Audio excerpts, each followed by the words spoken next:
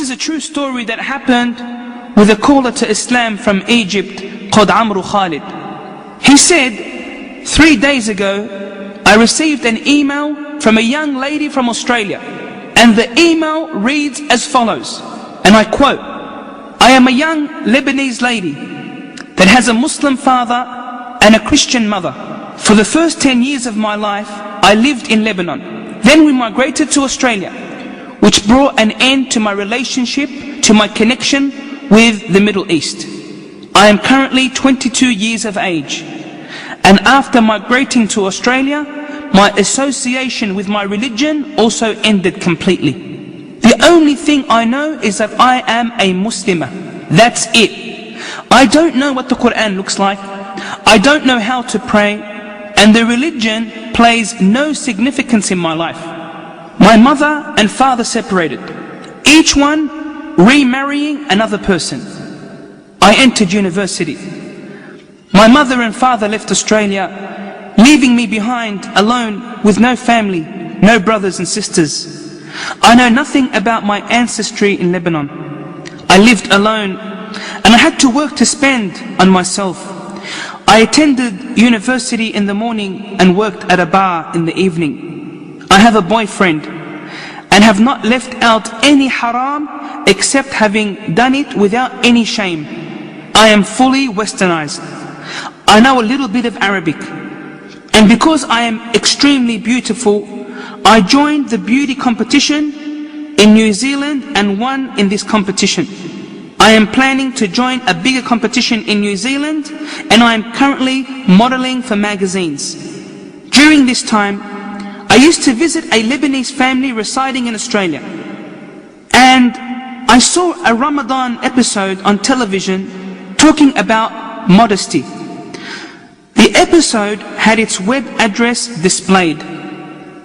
I went through a nervous breakdown.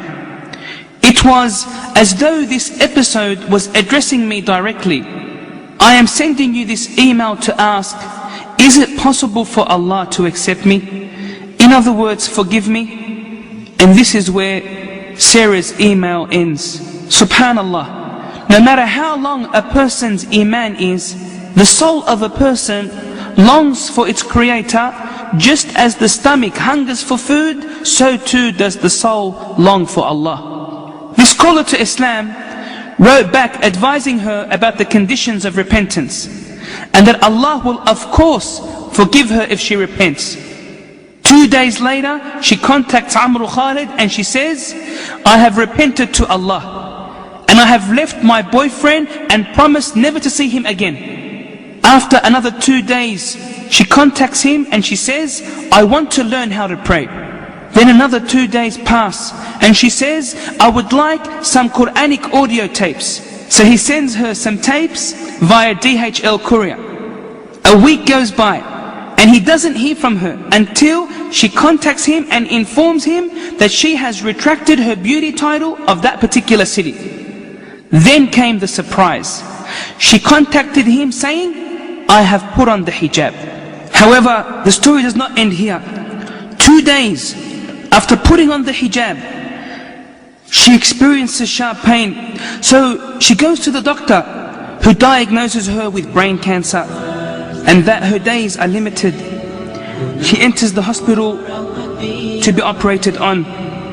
The success rate of this operation, as informed by the doctors in Australia, is 20%. This is what the doctors said. As for Sarah, listen to what she had to say. She said, I am pleased to meet Allah. I am happy that I repented prior to finding out about my illness. I don't know whether my mother and father will know about my situation. If I live, I will support your website, for this website is my window to Islam. Inna lillahi wa inna ilayhi raji'un. To Allah we belong, and to Him is our return. May Allah have mercy on Sarah, who died at the age of 22.